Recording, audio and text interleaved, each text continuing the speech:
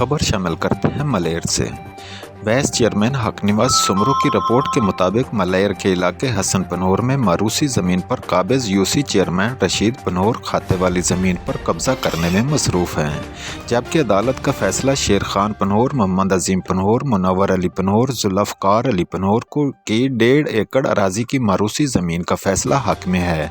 जबकि दूसरी जानब रशीद पनोर, गनी पनोर, बाबू पनोर, रशीद सदायो, शकूर सिठार और दीगर मुसल्लह अफराद ने दीवार लगाकर ज़बरदस्ती कब्जा कर रखा है और कई दिनों से जान से मारने की धमकियां दे रहे हैं। जबकि सेशन कोर्ट ने तमाम राइट्स देते हुए तहफ़्फ़ुज़ का हुक्मनामा जारी कर दिया।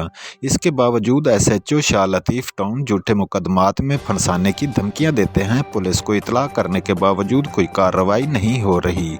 SHO शाह लतीफ़ टाउन शेर खान पनोर और हमें झूठे मुकदमात में फंसाने की धमकियां दे रहे हैं।